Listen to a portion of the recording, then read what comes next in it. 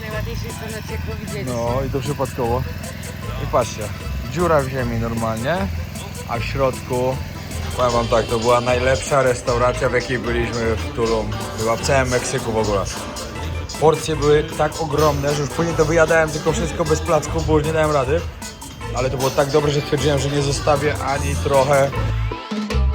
Ando un poco trippy, trippy kush. Johnny Canales cuando yo prendo la TV. Ja myślę, że to miejsce kompletnie nie było warte, żeby zapłacić za wejście 100 zł tutaj. Ani trochę. Quieren poco mota, yo le compro 1.50. O, tutaj na dole to widać. Można wziąć maski do nurkowania. No nunca jamás. Me dice que me quiere, pero no es verdad. Nadie como yo. Nadie como yo. Siemanko! To nasz trzeci odcinek z Meksyku. Właśnie ruszamy w kolejne piękne miejsca, które chcemy wam pokazać. Znaleźliśmy jeszcze około 5 fajnych miejscówek w okolicy samego Tulum. Najdalsza w sumie jest 25 minut stąd na skuterku, także wcale nie tak daleko. Ruszamy, będziemy wam pokazywali. Jeśli nie widzieliście poprzednich odcinków z Meksyku, to naprawdę warto zobaczyć. Będą w sumie 3, to jest trzeci.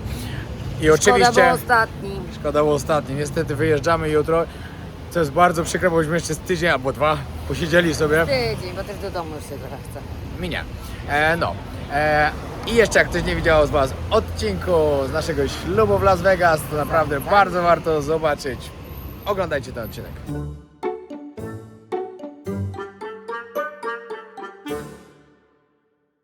Głównym sponsorem kanału jest marka SFD Suplementy Diety Najlepsze na rynku. Użyj kodu Wojownik 10, aby dostać 10% zniżki. Sponsorem kanału jest wypożyczalnia samochodów. Odkryj auto działające na terenie całej Polski oraz w Hiszpanii. Na hasło Wojownik 10 dostaniecie 10% zniżki. Partnerem kanału jest marka Enteros Gel, innowacyjny preparat, wyrób medyczny, który wspiera naturalne procesy oczyszczania. No i tak, przyjechaliśmy do miejsca, o, ale tam idą chmury, ojeju, żeby nie zaczęło padać, bo jesteśmy daleko od Tulum. Znaczy daleko, niedaleko, 15 km. Jesteśmy w miejscu Dos Ojos. Znaczy bileciki, wejście na jedną lagunę 400, a możecie kupić sobie zestaw na całe 3 i wtedy płacicie 700. No ale tak naprawdę ta jedna jest najlepsza, to właśnie to się nazywa Dos Ojos. Tam sobie można popływać, ponurkować. No i wchodzimy. Będąc w Meksyku, przydałoby się też powiedzieć trochę o tym, ile Meksyk kosztuje. Meksyk kosztuje, to trochę źle powiedziane. Ile kosztują te turystyczne regiony? Mniej więcej ceny wahają się za wejście do ceny tak od 20 zł, nawet było 100. Także takie są ceny, żeby tu wejść. Ogólnie wiadomo, że turystyczne regiony droższe, jak pojedziecie na przykład do stolicy, czyli Mexico City, no to wiadomo, to jest dużo taniej. Ale i tak, z tych 3 takich głównych, które są na Riviera Maya, czyli Tulum, Cancun i pomiędzy nimi jest jeszcze Playa del Carmen, no to Playa del Carmen jest najtańsza. I najbardziej w sumie takie turystyczne wakacje tam są organizowane. Co do hoteli, no to wiadomo, jak na przykład o takim Tulum mówię. Jak wybierzecie sobie hostel, przypuśćmy, za pierwszym razem byłem w hostelu. Co? To byłem w hostelu, to były bardzo tanie hostele i ceny naprawdę przystępne, co macie ze śniadaniem, jak nie, to street food naprawdę możecie tanio znaleźć. Śniadania w miarę też w dobrych cenach tam w centrum. Im bliżej zony hotelery, tym drożej. Hotel, w którym my się zatrzymaliśmy, czyli Mayan Monkey, to jest sieciówka, też w innych miejscach możecie znaleźć w Meksyku i chyba nie tylko, w sumie wydaje mi się, że w innym kraju też gdzieś tam byłem, w Mayan Monkey. No to my, jak zarezerwowaliśmy parę miesięcy wcześniej, zapłaciliśmy teraz w tym najbardziej festiwalowym okresie, tym imprezowym, po $100 za noc, ale jakbyśmy rezerwowali teraz, będąc tu, to już jest $200 za noc. To jest też hostel, czyli są pokoje hostelowe, są hotelowe, jest świetne. Jakbyście szukali czegoś w strefie hotelowej, to jest zona hotelera, tam gdzie najdrożej, to teraz jak patrzyłem w takim okresie, to nawet 1000 euro i w górę były nocy. Wiadomo, że znajdziecie też coś taniej, wszystko zależy od tego, gdzie chcecie się zatrzymać. Ale w zonach hotelera jest drogo, bardzo drogo. I restauracje drogie, i hotele drogie, i imprezy drogie, wszystko tam jest drogie. Dobra, tu macie podzielone na 3 etapy w sumie. Tutaj tak jak mówiłem, w cenach tak też można z butlą nurkować, jest to dość popularne. kiedyś to zrobię na pewno, tylko najpierw musimy pojechać sobie zrobić kurs. Żeby wam pokazać taką... nie tak.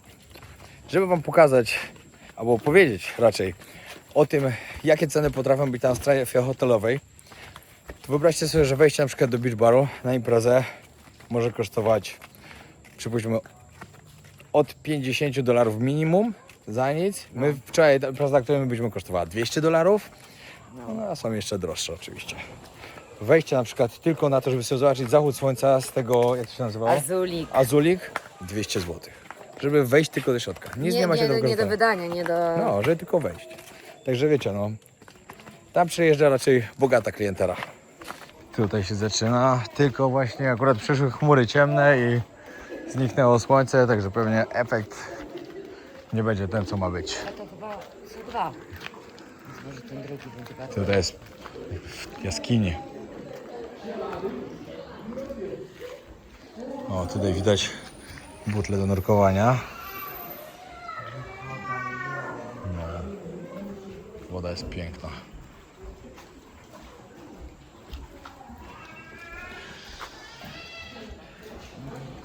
Nie no, te cenoty to jest naprawdę cud natury. I od razu podkreślam, w cenotach jest okropnie zimna woda. Tutaj to jest takie morsowanko. Dobra, czyli nie w każdej cenocie jest zimna woda, bo tutaj sprawdziliśmy teraz. Jak byliśmy z Domi to zaraz wam polecę oczywiście serdecznie, bo ona tutaj ogarnia wycieczki w Meksyku.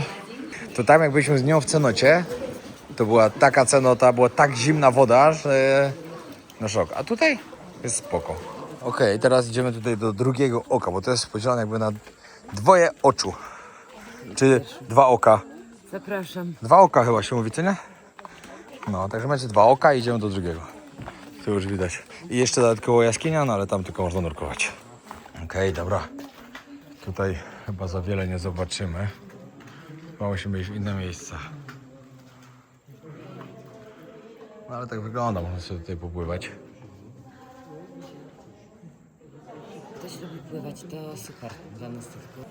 No, to Lala dobrze powiedziała. Jak ktoś lubi sobie popływać, to ma dużo fajnych miejsc, żeby sobie popływać, się pomoczyć, a że my lubimy się tylko moczyć w wannie pod prysznicem, to takie rzeczy lubimy sobie tylko popatrzeć. Ale mi to daje sprawę przyjemność. Mi też bardzo Ja zauważyłem, super. ja zauważyłem, że jestem wzrokowcem ogólnie. Ja naprawdę lubię patrzeć i też mi przyjemność sprawia. Dobra, dawaj, skacz. Na pewno. Aha. Nie, ale to jak krystalicznie czysta jest ta woda. Niesamowita. Piękne to jest. Ale to jest niesamowite, że tutaj nie widać w ogóle, że... Dobra, może powiem jakąś głupotę teraz, ale ogólnie w takich miejscach przecież jest na pewno dużo bakterii tutaj w tej wodzie i tak dalej. I nie ma żadnej jakiejś takiego syfu na tej wodzie, nic. To jest po prostu krystalicznie czyściutka. Co myślisz o tym? Nie wiem. Lepiej się nie wypowiadać? Nie. Lepiej się nie wypowiadać niż powiedzieć coś głupiego. Ja to lubię gadać głupoty, także idealne dla Ty mnie. nie liczysz z konsekwencjami. Ani trochę. To jest teraz mocne. Jedziemy i patrzymy, o jakaś cena to 100 metrów. Dalej mówimy, dobra, wjedziemy. I okazało się, że to jest tak bicha. Najlepsza cena, taką widzieliśmy podczas w ogóle naszej całkowitych podróży tutaj. 350 wejście, czyli 70 zł od osoby, ale ta cena jest cudowna po prostu. Wszędzie, gdzie nie podjeżdżamy po cenę, to oni mówią, dobra, tu macie kamizelki, a my nie chcemy się kąpać. Oni nie mogą w to uwierzyć. Jak to? Przyjeżdżają do takiej cenoty, się nie kąpią? Jak tak może być? Ale patrzcie to. Ty to. To jest teraz hit. Idziecie sobie lasem, fiu, wszędzie dookoła las.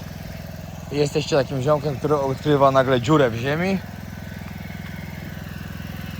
Ej, ale że jesteśmy najładniejszej cenocie, jaką widzieliśmy. No i to przypadkowo. I patrzcie, dziura w ziemi normalnie, a w środku zaraz zobaczycie, co w środku. Dlatego pokazujemy, bo nie każdy ogląda odcinki, jest dużo nowych widzów. Dlatego, moi drodzy, specjalnie dla Was najpiękniejsza cenota w jaskini, jaką widzieliśmy. Czekajcie, bo trzeba wejść. Patrzcie to. Patrzcie, jakie to jest cudowne. I serio nie wiem, dlaczego oni tu więcej się nie modlą. Ale to jest piękna cenota. Dobra, zeszliśmy teraz jeszcze tutaj na dół. To robi takie wrażenie, że to jest w jaskini. W ogóle wszystkie cenoty, tak mi się wydaje, że wszystkie, takie już czytałem, są ze sobą połączone tunelami. To jest po prostu cud natury. Ludzie wierzą, że tu kiedyś po prostu uderzył meteoryt i tak powstały cenoty. Jaka prawda? Tego wam nie powiem. Latają tutaj nietoperze. Patrzcie, a nie, to jest akurat światło, myślałem, że to naturalne. To jest po prostu oświetlone. Tam wszędzie też woda płynie. Wszędzie dookoła. No piękne, po prostu piękne. I to tak niedaleko od Tulum. Tutaj, żeby dojechać z centrum, nie wiem, 15-20 minut na skuterku. No może 25, zależy jak szybko jeździcie. No i tutaj wejście do tej cenoty kosztowało 350, tak? 350? Chyba tak. No. Dobra, jedziemy dalej. Mieliśmy zamiar teraz tutaj na plaży, ale pogoda jest jaka jest. Także zobaczymy, może jak będziemy bliżej Tulum, to będzie ładniej, bo też jest taka fajna tutaj po drodze. A jak nie, to będziemy improwizować i po prostu zwiedzać inne miejsca. Co do jedzenia? No to jedzenie ogólnie myślę, że w takich lokalnych knajpkach około 20 zł w górę. 20 zł to tak najtaniej. Możecie zawsze sobie zjeść nachosy. Nie nachosy, tacosy. Tacosy przeważnie na street foodzie kosztują tak $1, 1,5, czasem 2, takie już lepsze. I te ze street foodu są zdecydowanie najlepsze, które wam przygotowują od razu na miejscu. No w tych restauracjach takich droższych, no to ceny są już naprawdę wysokie. Ale myślę, że przyjeżdżając tutaj z Polski, myślę, że ceny będą dla was bardzo, bardzo optymalne. Na pewno nie będziecie czuli, że jest jakoś drogo. No i tak wygląda plaża. Teraz tutaj, sorry, wielki za wiatr, ale zapomniałem mikrofonów. 10 minut za Tulum. Już tak malutko ludzi. O, to jakaś willa, a to pewnie jest taka hotelowa.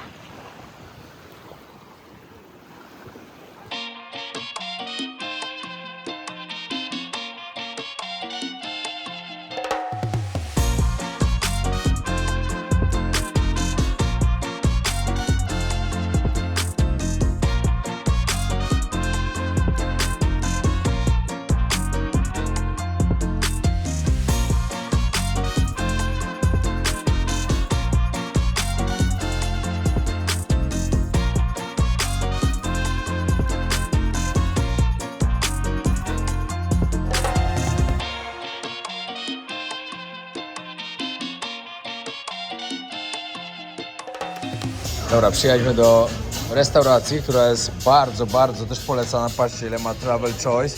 Wiele lat pod rząd. Best of the best. I ceny też mają best of the best. Bo na przykład ośmiornica kosztuje tutaj 66 zł za oktopusa. To jest naprawdę dobrze. 60 zł za takie duże tostadas.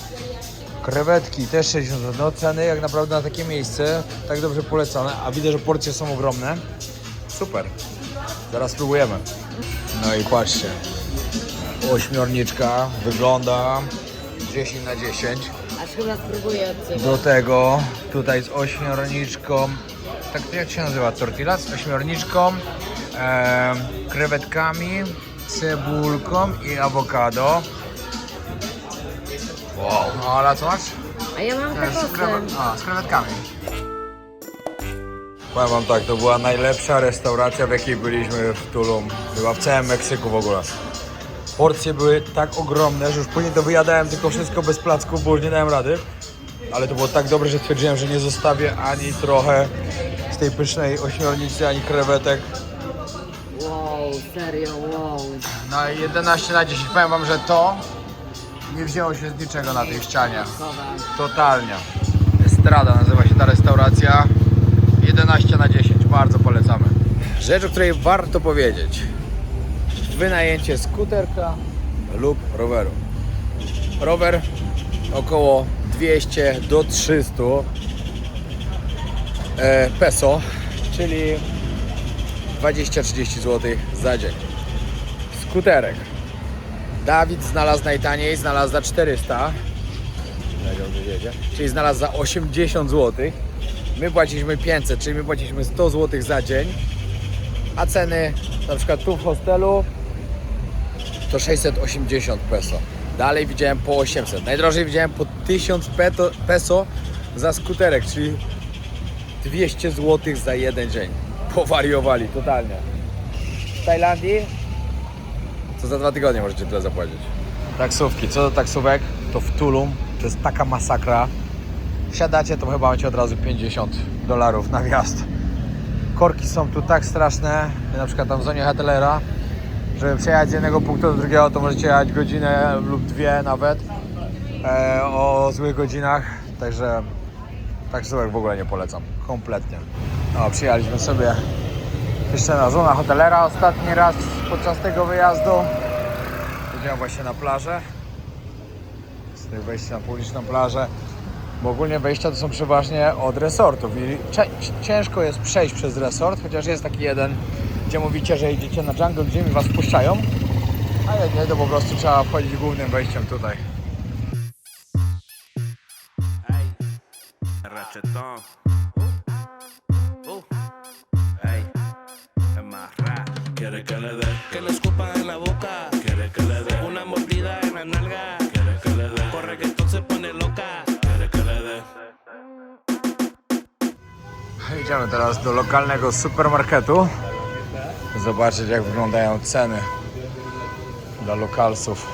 Wiesz, co sobie tak pomyślałem? No zobaczymy, czy też tak stwierdzisz, że tutaj wakacje w Meksyku, jak ktoś dobrze kombinuje, to mogą być tańsze nawet niż wakacje w Zakopanem albo nad Polskim Morzem. Boże, to oczywiste jest. Oczywiste, co nie? W ogóle, szczerze mówiąc, ja myślę, że w wielu miejscach na świecie jest taniej niż w Zakopanem. Bo tutaj naprawdę, tu, jak ja sobie teraz tak pomyślałem, to te ceny, które macie w restauracjach za bardzo, bardzo dobre jedzenie w dobrych restauracjach, są dalej dobre. W tych tanich i na street foodzie jest bardzo tanio. Hotele też można znaleźć dużo taniej niż w Polsce, a w ogóle nad morzem to w ogóle nie komentuję, bo to wiadomo. W Zakopanem, no w sumie w Zakopanem jeszcze można znaleźć. Tak. No, ale wyobraź sobie na przykład w Gdańsku, na przykład hotel, gdzie albo gdzie, to nie, no to jest kosmos. Także spokojnie można powiedzieć, że wakacje w Meksyku, w takim pięknym miejscu, mogą was taniej kosztować niż wakacje nad Polskim Morzem. Także jak ktoś się zastanawia, czy jest drogo, czy nie, ja uważam, że nie jest drogo. Może być tanio. Może być tanio, tak. bardzo, bardzo, Wiadomo, bardzo. jak ktoś chce mieszkać w zonie hotelerze i jeść w najdroższych restauracjach, no to wyda dziesiątki tysięcy dolarów. Ale tak samo jest z Tajlandią przecież, no nie? To w Tajlandii W Tajlandii też, no. może być mega tania, może być bardzo droga. No. Nie, w Tajlandii najwięcej wydają pieniądze ludzie, którzy przyjeżdżają pierwszy raz i wydają na wszystko i nie wiedzą ile wydać. Dlatego mamy świetnego e-booka. Przewodnik nasz. Ale ja uważam, że jeszcze więcej wydają ludzie, którzy przyjeżdżają na imprezy, bo imprezowanie w drogich miejscach to jest moim zdaniem najdroższa rzecz w ogóle. Tak. I stawianie dziewczynom drinków. Lady drink 220 za każdym razem. Tak słyszałem. A skąd ty wiesz Tak właśnie? słyszałem. Nie wiem co to jest, ale ładnie wygląda. A, coś na słodko. Ładnie wygląda? No tak, swojsko. Ale to jest na słodko chyba coś, tak? Chyba tak, bo cukieraż się świeci. Co to jest? Widzi się, Roska, kosztuje. Reyes Jumbo. No, co to może być? Dobra, miesza z tym. Kurczak z rożna. 30 zł, no. Dzielimy na 5 generalnie. Dzielimy na 5. Czyli nie jest mało. 30 zł to chyba nie jest mało za kurczaka, czy jest? Ja nie wiem ile w Polsce może kosztować. W Stanach płaciliśmy po $6? No mniej będzie. Czyli płaciliśmy mniej w Stanach, no. Tutaj jakieś szynki, no ale szynki to no 30 zł. 30, no nie ma tanio tutaj. Kurde, to Tutaj jest troszkę taniej, 20 par. O, tutaj jest dobra. No to tu już jest tańsza. To pewnie zależy od firmy, no bo to wiadomo. Tutaj macie po 10 zł nawet w szynkach. A tu po 20. Ale można... Dobra, można i tanio i można drogo. Zależy jaką klasę tej szynki chcecie. Parówki, kiełbaski. No też. Mogą być drogie, a mogą być tanie. Ale nie, ogólnie jest drogo. To jest chyba droga firma jakaś, Droga nie? firma mi się wydaje, no. Dobra, zobaczmy cenę chleba. Chleb za 12 zł. Nie. To z tobą. Ale zobacz, tu masz A, inne ale to są bułki przecież. To nie chleb? Chleb? A, no może chleb, ale co to takie, jak wygląda jak bułka? 6 zł, bagietka. Za 5 zł. No, dobra, chleb normalny w miarę. Dobra, ale jeszcze chciałbym podkreślić to, że my nie wiemy, czy my jesteśmy w jakimś takim droższym supermarkecie, czy w normalnym supermarkecie. Nie mamy pojęcia, bo po prostu weszliśmy do pierwszego lepszego. Dużo lokalsów, które robi zakupy, więc podejrzewam, że jest normalne. Ceny sera. A tu 8 zł, 8 zł, 6 zł, 10 zł. Bardzo normalne ceny. Tu macie jakieś takie jogurty do picia, no to po 3 zł, po 5 zł. To jest 6-pak po 12 zł nawet. Dobra, woda ile kosztuje? No to woda to pewnie też zależy od firmy oczywiście. 3 zł za butelkę. 2 zł za butelkę. Myślę, że ceny w sklepach są naprawdę ok. W supermarkecie. Później, no może jeszcze jak będę w 7-Eleven, to czy w 7-Eleven zaglądnę. Ale też jak byliśmy na zakupach nieraz, to też są naprawdę bardzo spoko. Także nic, tylko do Meksyku przyjechać, moi drodzy. Ja tu się nie mogę doczekać, kiedy przyjedziemy tu znowu. Ale to pewnie może się... Następnym razem, jak przyjedziemy tutaj, to na pewno wracamy jeszcze na Belizę. Ponieważ, jak pamiętacie albo nie, ostatnio byliśmy na pięknej wyspie, dwóch w sumie, jak to ona się nazywała? Cape Colker i San Pedro. I był huragan. Niestety, te dwie piękne wyspy, takie naprawdę mega tropiki, świetne. Ale to San Pedro to nawet nie aż tak... No, San Pedro to tam sradzi, ale to Cape Colker to miało tak fajny klimat, a my tam byliśmy akurat w tak złą pogodę. I sobie obiecaliśmy, że kolejnym razem jak będziemy w Meksyku, jedziemy tam na tydzień, albo chociaż na 5 dni. Bo warto. 5 rano, 5:03 dokładnie, a my startujemy na imprezę. Pierwszy dzień za mnie, ostatni dzień w Meksyku. Na Davida Guetty nie udało nam się przyjechać w Paul Vegas, ale Kane Music.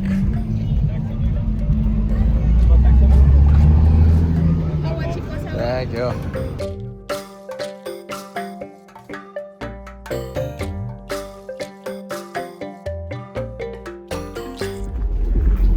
Dobra, w ogóle myślałem, że Kane Music to gra 3 godziny, a się okazało, że grają 7. Mówię, kurde, ludzie przyjdą na Kane Music, a już wychodzą.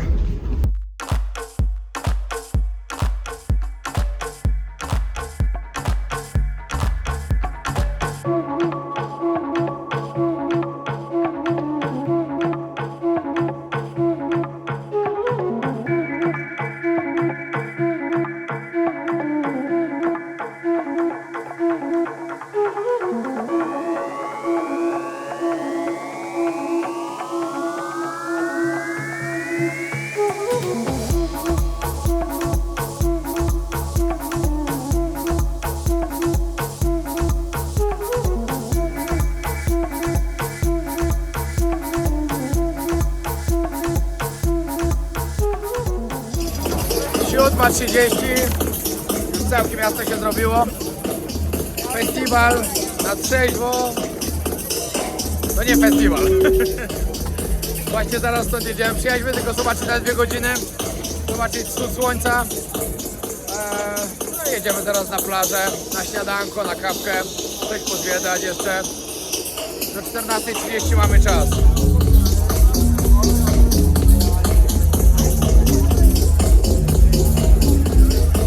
Dojechaliśmy do hotelu, ale przyjechałem jeszcze sobie kupić takie, nie wiem jak to się nazywa w ogóle, ale takie coś. Taką bułeczkę, tam jest z serem, z ananasem i z kurczakiem. Tutaj panady też jadłem, ale to było dużo lepsze. I kawka, jedziemy na plażę. Na śniadanko ostatnie tutaj już.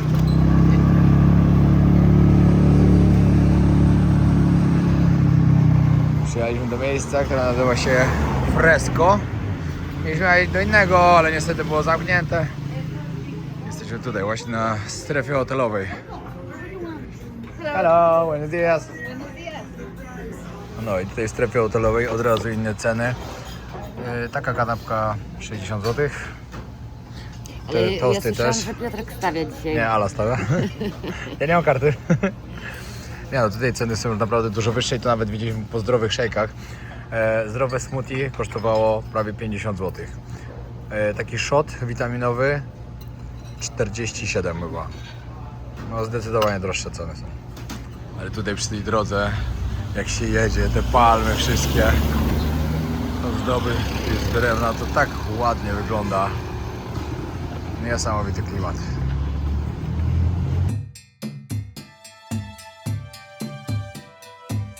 Jak chcecie się dostać w pół legalnie na plaży tutaj, na zona hotelera, macie Starbucksa, chcecie za darmo zaparkować, to tu naprzeciwko jest parking. Jeśli postawicie tutaj, ogarniecie sobie rachunek ze Starbucksa, to macie parking za darmo, jak nie to 20 zł kosztuje. Idziecie sobie tam i tam jest taki hotel, już tam dojdę bliżej, to wam pokażę, ale to dokładnie stąd go widać. Delek? Tak, dokładnie się nazywa Delek Tulum. I tutaj macie wejście i tutaj panu mówicie, że idziecie do Jungle Gym i wtedy wam pozwala przejść sobie na plażę. No, i bez problemu. Pytał, gdzie idziecie? Jungle Gym? Okej, prosto i w lewo. Jeszcze na śniadaniu rozmawialiśmy, że Tulum ma to do siebie, że tu jest tak wszystko pięknie zrobione w tym drewnie. To jest taki klimacik. Nie wiem, czy jeszcze gdzieś jest na świecie jakieś takie miasteczko, które jest właśnie tak zrobione fajnie, tak turystycznie. Dużo tych drewnianych domków, dużo zieleni. Może gdzieś jest, może jeszcze nie byliśmy akurat, ale Tulum to mi się bardzo zawsze z tym kojarzy. Ale z glonów, yeah! Nie no, szok.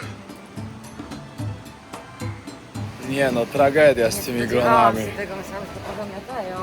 Ale jest lipa. Patrzcie, co się stało. Cała plaża tak wygląda. Jezu, jak to wygląda to. Normalnie brązowo.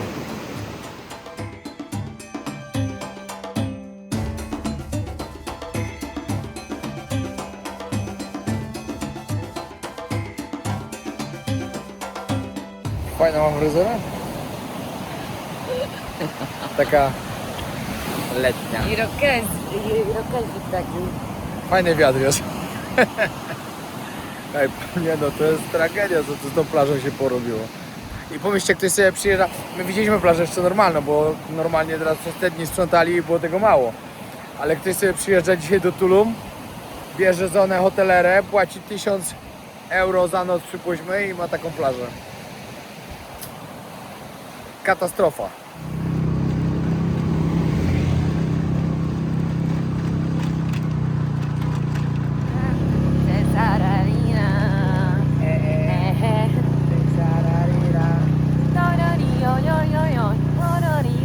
Fajnie się zaczyna dzień o 4:30, bo jest 9:30, a już pół dnia jego za sobą.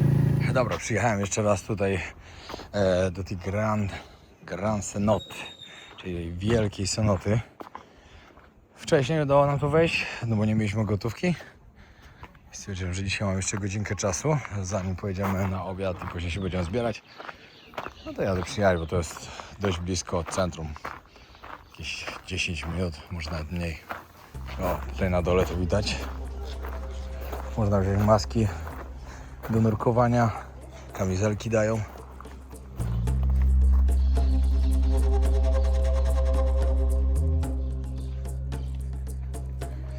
Dobra, zacznę od tej części.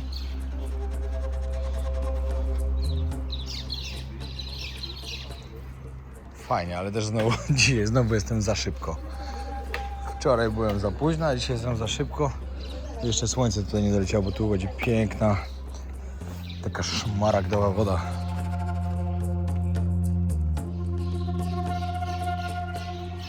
No, kolor wody jest cudowny.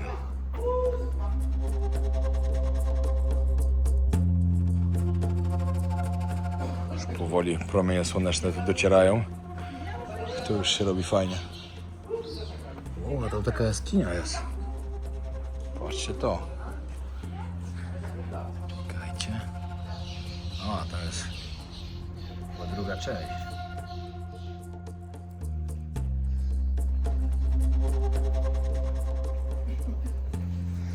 No pięknie tutaj jest, pięknie.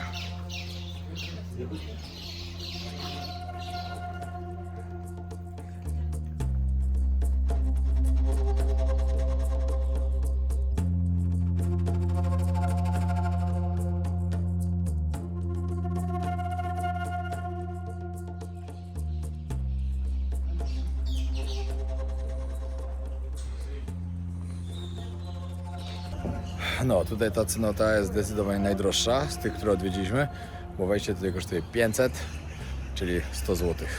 Idę jeszcze poszukać wejścia z drugiej strony, bo tutaj pode mną był tunel, ta jaskinia. Gdzieś tam to powinno być dalej, mi się wydaje. No, schody są.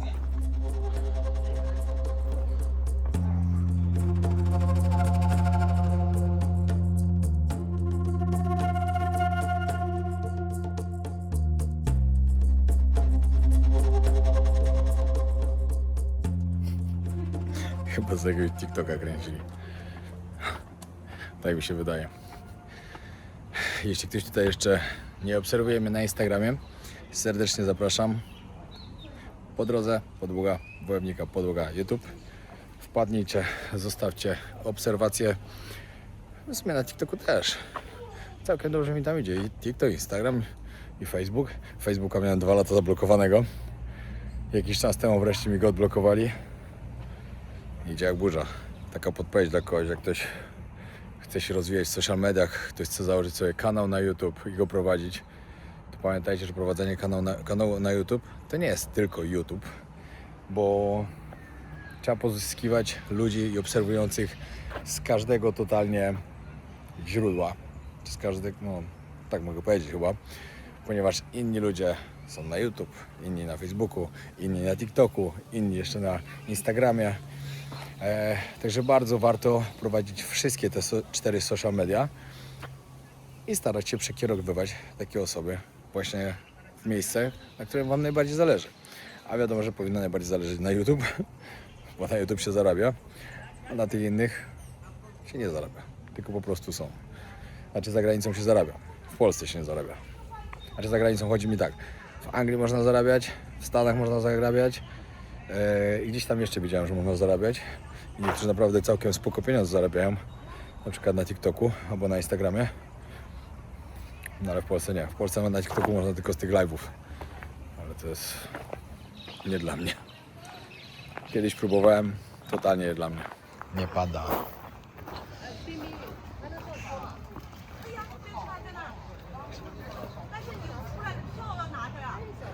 Do osób, które się tutaj wybierają na wakacje, chcą to załatwić jakoś w miarę w normalnych pieniądzach.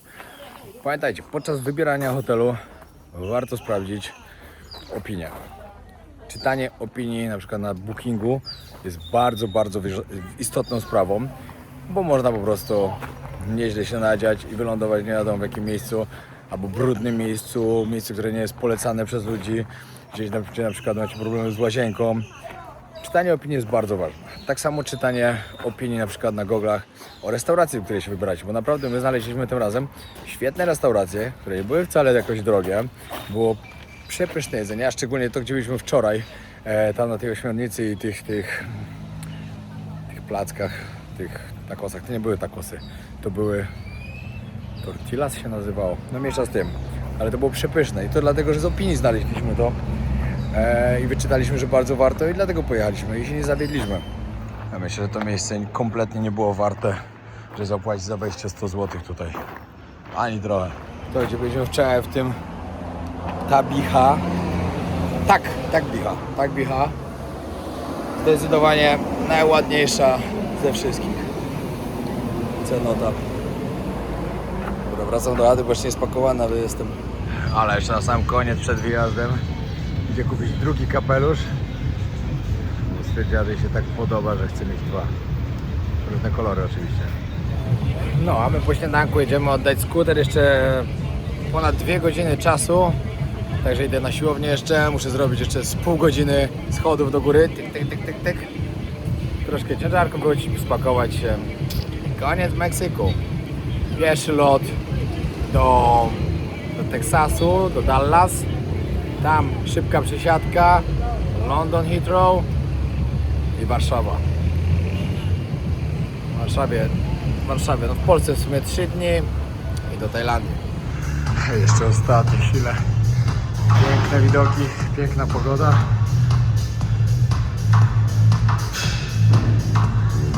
No, a ja się męczę. Trening trzeba zrobić ponad 30 osób, ponad 30 minut. Muszę wejść po schodach, trochę ciężarów. Będzie dobry trening zaliczony. No, my już na lotnisku, ale nóweczka. Lotnisko nówka. W ogóle nie wiem, czy wiecie, dużo co może nie wiedzieć, bo na przykład nie wiedzieliśmy, jak tu leciliśmy, że w Tulum macie lotnisko. Powstało rok temu. No jest nowiutkie wszystko. A jak weszliśmy na rondzie w zakręt, kierowca 360 wykręcił, w taki poślizg wpadł. Na szczęście nic nie jechało. Wykręcił, zahamował i pojechaliśmy dalej. No i wsiadamy do samolotu. Koniec naszej wyprawy ślubnej, weselnej i odpoczynku w Meksyku. Tak. Kolejna podróż, tak naprawdę już niedługo, ponieważ 22 ląduję w Mendozie w Argentynie i zaczynam wyprawę na Aconcagua. Bądźcie ze mną tam, w międzyczasie oczywiście coś tam będzie jeszcze z Tajlandii. Dzięki wielkie, że oglądaliście, to był koniec 3. odcinka. Jeśli go jeszcze nie widzieliście poprzednich, znaczy nie? Serdecznie zapraszam, bo myślę, że wszystkie 3 były bardzo fajne. Pozdrawiam, na razie.